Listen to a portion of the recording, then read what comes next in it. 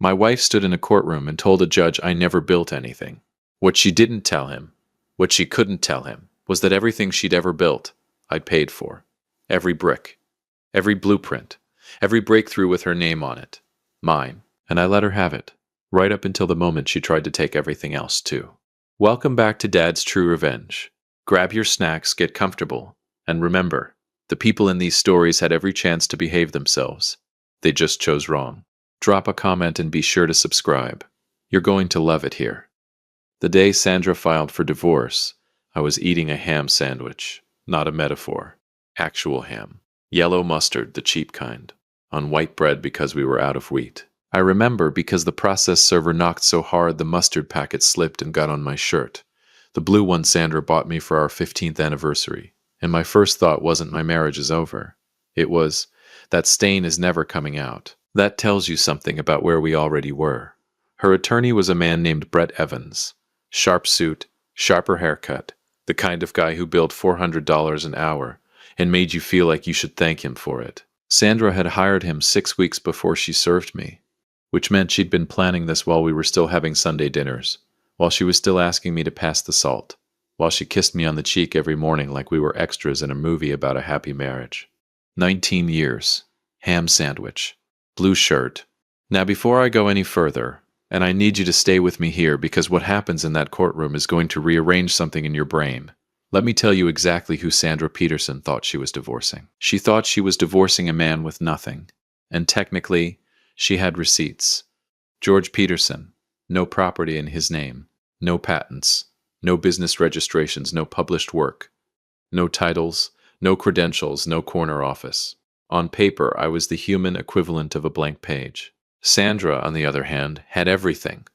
A thriving architectural consulting firm, Sandra Peterson Design Group, with 41 employees, a downtown office with floor-to-ceiling windows and a client list that read like a who's who of American infrastructure.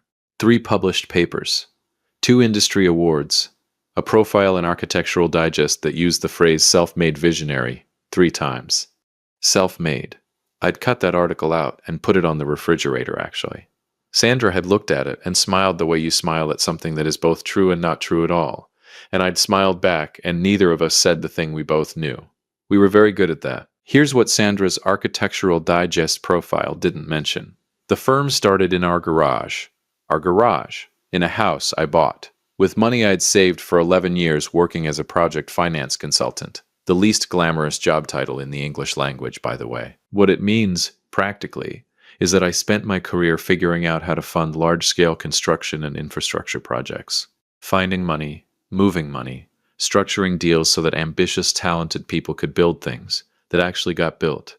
Sandra was the most ambitious, talented person I'd ever met, so I funded her. Not as an investor, not as a business partner with a contract and a lawyer, and a handshake deal, as a husband. Because that's what you do when you believe in someone. You put your money where their dream is, and you don't ask for a receipt. The first check I wrote for Sandra Peterson Design Group was $47,000. She'd spread her business plan across 3 placemats. It was color-coded. Sandra color-coded everything. Red for risks, green for revenue projections, yellow for what she called faith-based assumptions, which was her charming way of admitting she was guessing. "This is real, George," she said.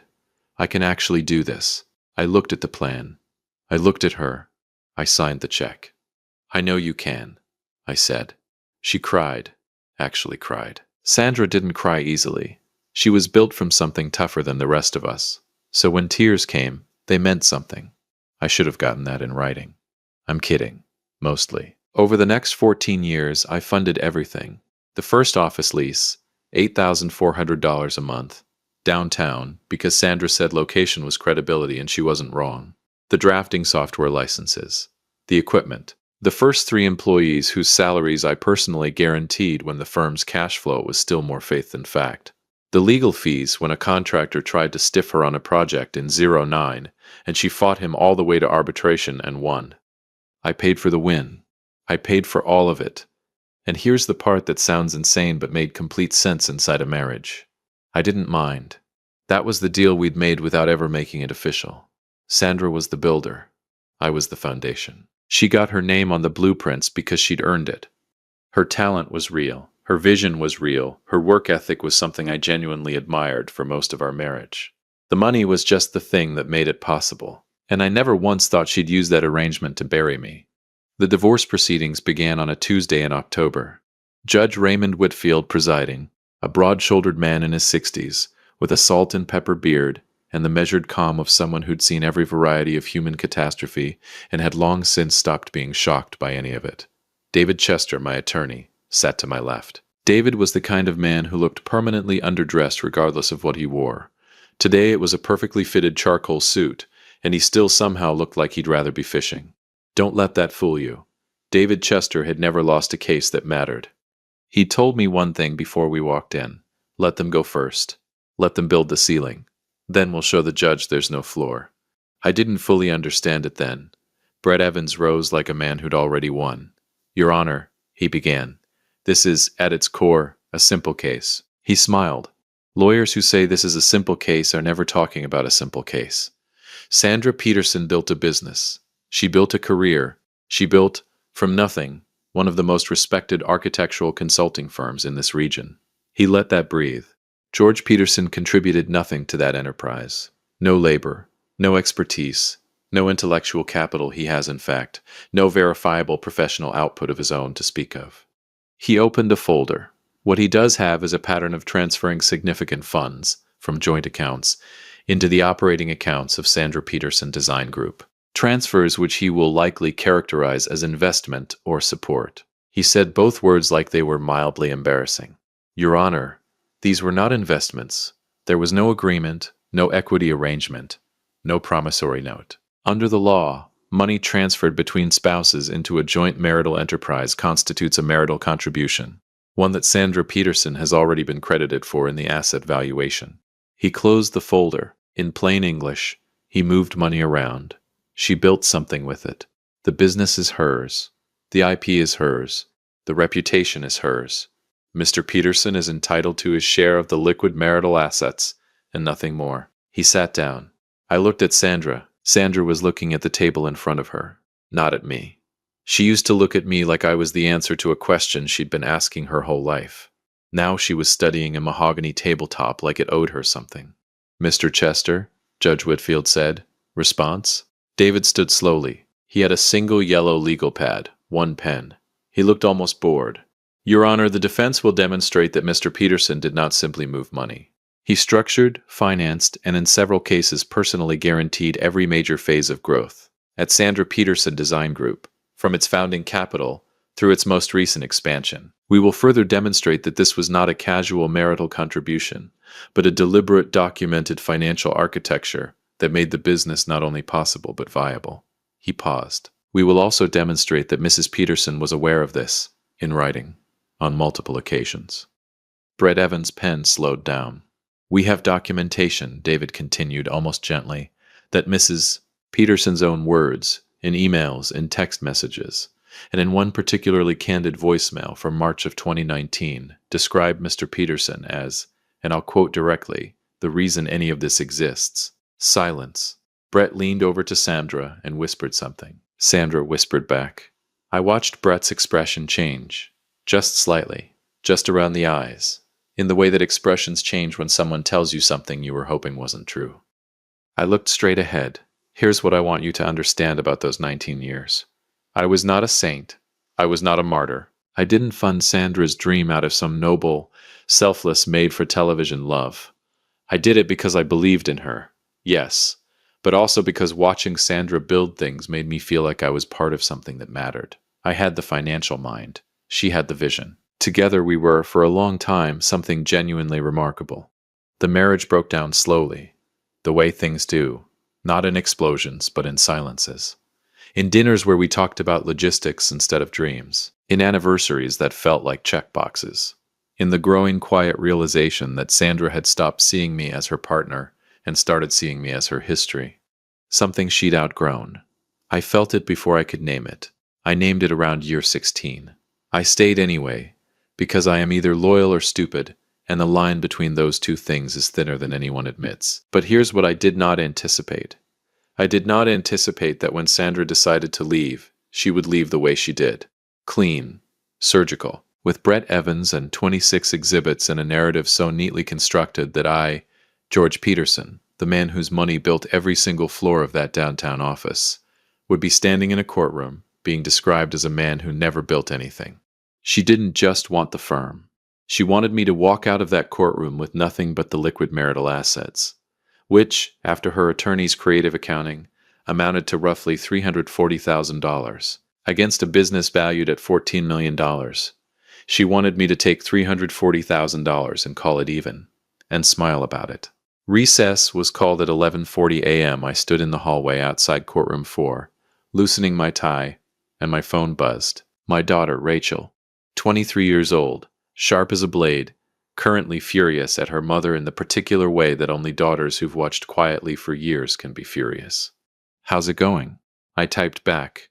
"They said I never built anything." 3 dots. Then, "Dad, tell David to open the emails." I smiled for the first time all day. "He knows," I typed. "Good, because Mom's about to find out what happens when you erase someone." I put the phone in my pocket. David appeared beside me with 2 cups of terrible courthouse coffee. "They're rattled," he said quietly. "Brett didn't know about the voicemail," I said. "No," David said. "He didn't." We stood there drinking bad coffee in a courthouse hallway. "How much did she tell him?" I asked. David looked at me over his cup. "Enough to win if we had nothing. Not enough for what we have." He said it simply, like a weather report. "After lunch," he said, "I start presenting, and George," he paused, "I need you to do exactly one thing when her face changes." "What's that?" "Nothing," he said. "Do absolutely nothing. Don't smile, don't nod. Don't you dare look satisfied." He took a sip. "Let the documents do it." I nodded. We went back inside. And that afternoon, Your Honor, that's when it all unraveled. Because David Chester opened a banker's box. And Brett Evans saw what was inside it. And Sandra Peterson, for the first time since this whole thing began, looked at me. Really looked at me. And I thought about the kitchen table, the color-coded business plan, the check for $47,000, the way she'd cried. And I thought, you knew. The whole time, Sandra, you knew exactly what I built. This is where the box opens. If you've made it this far, do us one quick favor. Subscribe. A lot of people watch without ever doing it, but it costs you nothing and means everything to us. Thank you, genuinely. There's a moment in every courtroom and every marriage where the truth stops being a feeling and becomes a fact, where it stops living in your chest and starts living on paper. I'd waited 14 months for that moment. 14 months of Sandra's attorneys calling me financially reckless, emotionally absent, and professionally invisible. 14 months of nodding and saying nothing. The banker's box had 14 years in it, and David Chester was about to crack it open like it was nothing. The box wasn't dramatic looking. That's the first thing I noticed when the court officer wheeled it in on a small dolly after lunch recess. Standard banker's box. Cream-colored. The kind you buy in packs of 10 at any office supply store. It had a label on the side in David's small, precise handwriting. Peterson v. Peterson. Exhibit Supplemental A. 1 box. Brett Evans looked at it the way you look at something you're trying to decide is a problem. His jaw didn't drop. His eyes didn't go wide. He was too professional for that. But I'd been watching people process financial information for 20 years, and I knew what recalculation looked like on a human face. Brett was recalculating. Sandra was not looking at the box. Sandra was looking at her hands. "Mr. Chester," Judge Whitfield said, settling back into his chair with the energy of a man who had cleared his afternoon. "You may proceed." David stood, buttoned his jacket once, walked to the box like it was a piece of furniture he'd owned for years. "Your Honor, I want to start with a number." He turned to face the room. 14. He let it sit there. 14 years ago, Sandra Peterson Design Group did not exist. There was no firm, no staff, no clients, no downtown office.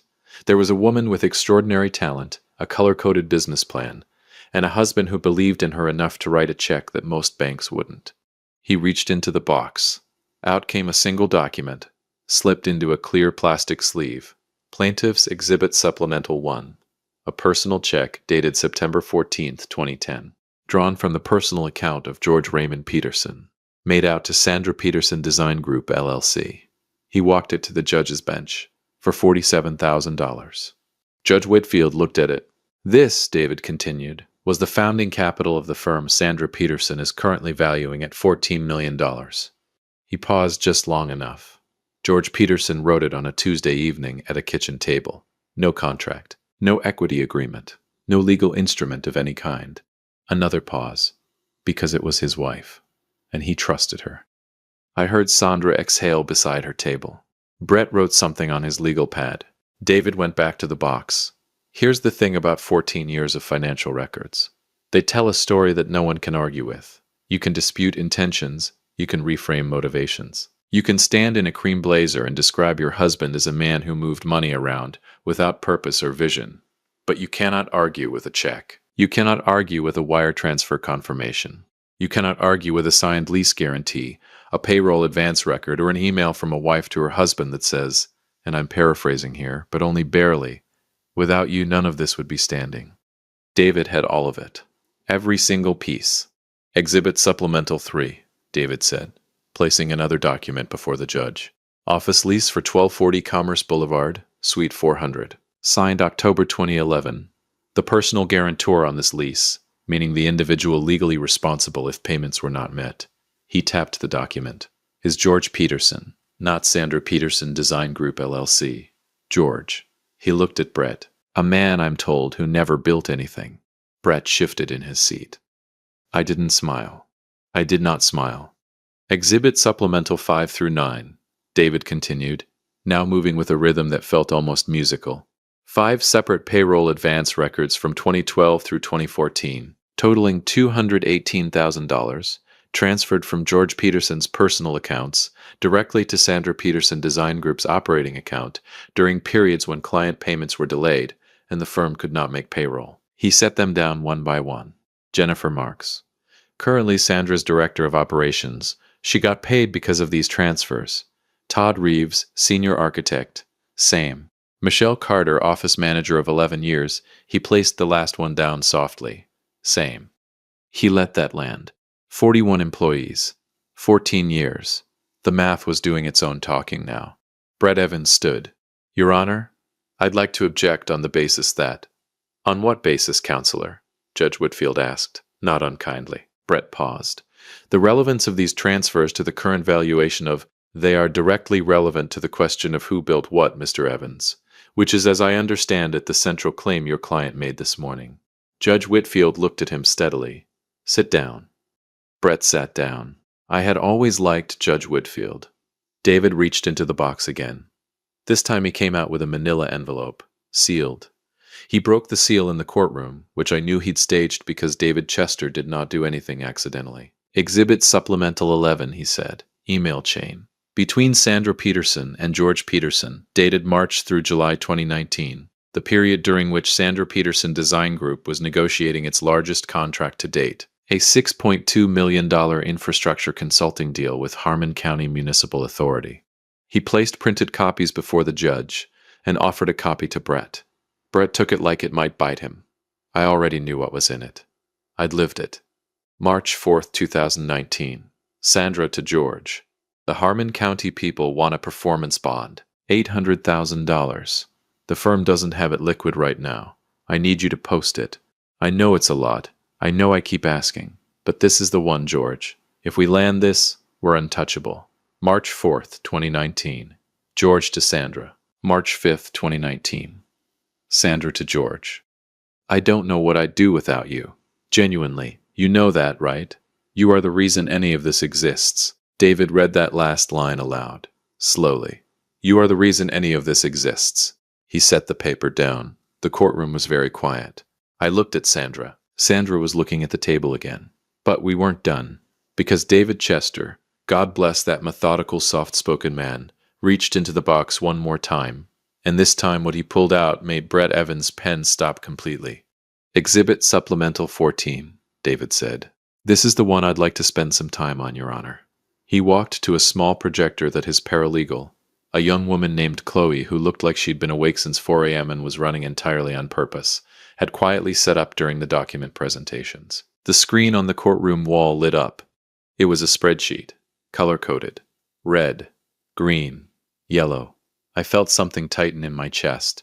Sandra saw it and closed her eyes. This document, David said, was created by Sandra Peterson in January of 2010, 9 months before the firm was founded.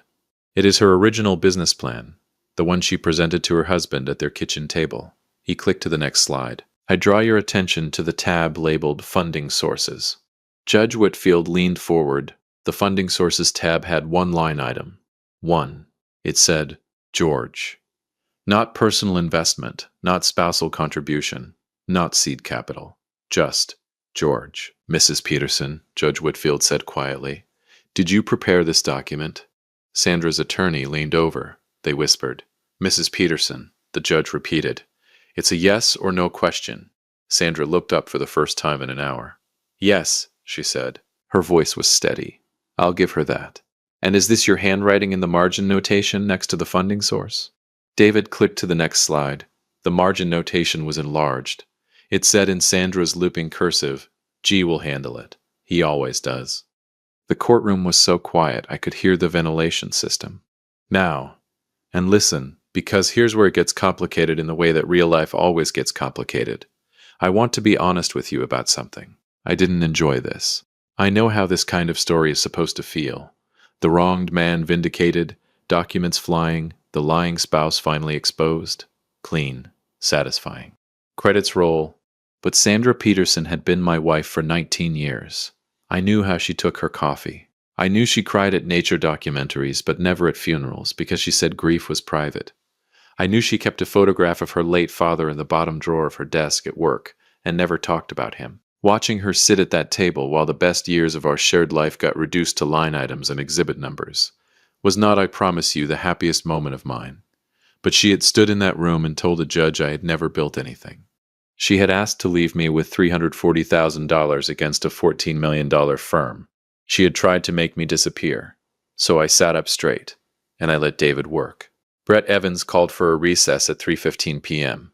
Judge Whitfield granted 15 minutes. I walked to the water fountain in the hallway Rachel had texted 11 times. My brother Jim, who'd driven 4 hours to sit in the gallery, appeared next to me looking like a man who'd just watched a very good football game. Bud, he said. Don't, I said. I'm just saying, Jim, don't. He handed me a granola bar from his jacket pocket. Jim always had granola bars. I'd made fun of him for it, for 30 years. I ate it without a word. David appeared, coffee in hand, expression unchanged. They want to talk, he said. I looked at him. Settlement? Brett just asked for my card. That's how they start.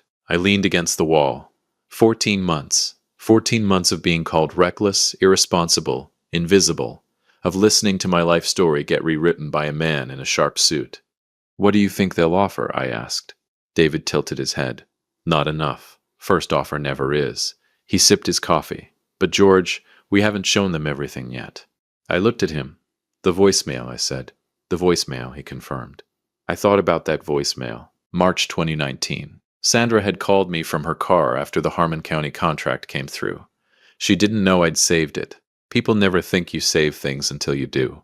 I'd listened to it maybe 100 times over the past 14 months. Not out of bitterness exactly. Out of something harder to name. The need, maybe, to hear that I hadn't imagined it. That it was real. That she had known. That she had always known. Play it, I said. In there? David nodded toward the courtroom. Play it. He studied me for a moment. Then let's go back in, he said. The recess ended at 3:31 p.m. Brett Evans did not look like a man who'd spent 15 minutes recovering. He looked like a man who'd spent 15 minutes being told things he wished he hadn't been told. Sandra sat down without looking at anyone. Judge Whitfield called the room to order. David Chester stood, reached into his jacket pocket, and produced a small digital recorder. And somewhere in the gallery I heard my brother Jim unwrap another granola bar. The voicemail was 47 seconds long. It changed everything. This is where Sandra Peterson finally looks up. Where Brett Evans says 4 words he's probably never said in a courtroom. Where Judge Whitfield makes a ruling that I still think about on quiet mornings. And where I say the one thing I should have said years before any of this began. Stay with me. We're almost there. If you've been listening for a while and want stories like this to keep coming, it really helps if you hit that like button and subscribe. 97% of people never do, but it's what keeps this whole thing running. So, thank you for real. *47 seconds. That's all it was. 47 seconds of Sandra's voice recorded on a Tuesday evening in March 2019, saved to a cloud backup I'm not sure she knew existed. 47 seconds that contained more truth about our 19-year marriage than anything either of us had said in that courtroom all day. I'd listened to it 100 times in 14 months, and now for the first time, Sandra was going to hear it too, in public, under oath, with a federal judge watching her face. Asterisk. David set the recorder on the edge of the plaintiff's table like it was nothing remarkable, like it was a pen, a coffee cup, a granola bar. Brett Evans stared at it. "Your Honor," David said, "Exhibit Supplemental 17, a voicemail message left by Sandra Peterson on her husband's phone. March 6, 2019. The evening of the day Sandra Peterson Design Group was formally awarded the Harmon County Municipal Contract. The $6.2 million deal that, by her own firm's financial statements, tripled annual revenue and established the company's current market position." He looked at Brett. "We have the phone records confirming the timestamp. We have the cell tower data confirming Mrs. Peterson's location. Her car, parked outside the firm's office. We have the original audio file, the cloud backup, and a certified transcript." He placed all 4 documents on the judge's bench in one neat stack. "We're not guessing, counselor." Brett said nothing. David pressed play. "And I want to tell you something about hearing your wife's voice in a room full of strangers. Even after everything. Even after 14 months of legal warfare and depositions and a process server and a ham sandwich with yellow mustard. Even then, it does something to you. Something you can't fully prepare for." Her voice on that recording was not the composed cream blazer voice from this morning. It was the kitchen table voice, the color-coded business plan voice, the voice that used to call me from the car just to talk, back when we still did that. "George, it's me. We got it. We actually got it. Harmon County just called. It's official. We got the contract." A pause. The sound of her breathing, slightly unsteady. "I'm sitting in the parking lot because I needed a minute before I went back inside. I needed to tell you first, before anyone else." Another pause. "I know things have been hard lately. I know I haven't said this enough. But none of this, George, none of this exists without you. The office, the people, any of it. You held this thing together when I couldn't. You believed in it when the numbers didn't make sense and I was terrified. And you just kept showing up." Her voice broke. "Just slightly. Just at the edges. I don't know how to say thank you for that. I don't think thank you is even the right word. I love you, okay? I love you and I see you. I see everything you do. I see all of it." The recording ended. 47 seconds. The courtroom was completely still, the kind of still that isn't peaceful, the kind that sits on your chest. I was looking straight ahead at the middle distance, at nothing, at the wood paneling on the far wall, doing what David had told me, doing nothing, but I could feel Sandra looking at me, for the first time all day, actually looking. I didn't turn. Judge Whitfield took a long breath and set down his pen. He looked at Brett Evans. Brett Evans. $400 an hour. Brett Evans. The man who'd spent the morning describing me as professionally invisible and financially reckless. Brett Evans looked at his client. And then he looked at the judge, and he said 4 words. 4 words I suspect he had not said in a courtroom in a very long time. "We need a moment." Judge Whitfield gave them 10 minutes. I sat at my table. David sat beside me. Neither of us spoke. Chloe, his paralegal, was typing something quietly on her laptop. Jim was in the gallery behind me, and I could feel him physically restraining himself from saying something. At the 8-minute mark, Brett Evans walked over to our table. He didn't sit. He stood with his hands in his pockets, and the specific posture of a man who was accustomed to winning and was currently doing difficult math. "David," he said quietly, "what does your client want?" David looked at me. I looked at Brett. "Equitable recognition," I said. Brett blinked. "Define equitable." 40% stake in the firm. Valued at current market. Paid out over 5 years at prime rate. My name on the founding documents. Amended retroactively to reflect my financial role. I paused. And a formal correction to the Architectural Digest record.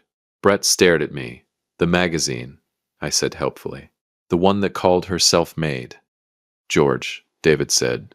"I know," I said. "I'm just making a point." Brett looked at his shoes for a moment. "The 40% is less than what a court will award me if we go back in there," I said. Not unkindly. Just factually. The way you read a balance sheet. Brett straightened his jacket. I'll talk to my client. He walked back. I watched Sandra listen to him. Her back was straight. Her hands were flat on the table. She was nodding slowly in the way people nod when they're hearing something they already know is true. She didn't look over at me, but she nodded. We went back in at 4:07 p.m. Judge Whitfield looked at both tables. Has there been any movement toward resolution? Brett stood. Your Honor, the parties have reached a preliminary agreement in principle and respectfully request a 30-day period to finalize terms. Judge Whitfield looked at David. David stood. The defense concurs, Your Honor, pending formal documentation of all agreed terms before this court. The judge nodded slowly. He picked up his pen and made a note. Then he set the pen down again and did something I hadn't expected. He looked directly at me. Mr. Peterson, he said. I stood.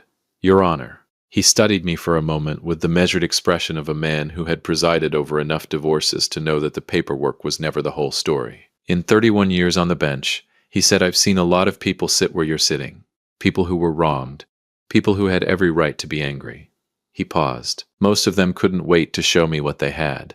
Couldn't wait for the moment the other side finally understood. He tapped his pen on the bench once. You sat here all day and said nothing. Let the documents speak. He tilted his head slightly. That's either very disciplined or very wise. I haven't decided which. With respect, Your Honor, I said, I don't think there's much difference between the two. Judge Whitfield almost smiled. Almost. 30 days, he said. We're adjourned. The courtroom emptied slowly the way courtrooms do. The shuffling of papers, the muted conversations, the particular exhaustion of a room where something real just happened. Jim materialized at my elbow, with a granola bar and the expression of a man who had been waiting all day to say something, and was now physically incapable of holding it. George, go ahead, I said. That was the greatest thing I have ever witnessed in my entire life. It was theater, George. It was theater, George. It was my marriage ending, I said. He stopped, put his hand on my shoulder. Yeah, he said quietly. I know. I'm sorry. And that was Jim. That was always Jim. Loud right up until the moment it mattered. And then, exactly right. I was putting on my coat in the hallway when I heard her. George. I turned around. Sandra was standing 10 feet away. Brett was somewhere behind her, giving us space in the professional way that attorneys give space when they've been told to. She'd taken off the cream blazer. She was holding it over one arm, and she looked, for the first time in what felt like years, like herself. Not the Architectural Digest version. Not the courtroom version. Just Sandra. She looked tired. She looked like someone who'd spent the day hearing themselves described by their own words, and hadn't enjoyed it. I'm not going to ask you to understand, she said. What I did. How I framed it. I'm not going to... She stopped. Pressed her lips together. I convinced myself it was fair. That I'd done the work and the money was just the money, I said. Yes, and I was just the money. She flinched, just slightly. It wasn't always. I know, I said, and I meant it. It wasn't always. We stood in that hallway for a moment that had 19 years in it. The voicemail, she said finally. I meant it. When I said it, I know you did. Then why? Because meaning something and acting accordingly are different skills, Sandra, I said. You were always better at the first one. She looked at me for a long moment. Then she nodded. Once. The way you nod when someone has handed you something true and you have no choice but to hold it. The Architectural Digest thing, she said. The amendment to the founding documents. A pause. I'll do it. Not because Brett told me to. Because it's right. I thought about the kitchen table. The color-coded plan, the check for $47,000, the way she'd cried. I thought about the granola bar and the ham sandwich and the blue shirt with the mustard stain that never came out.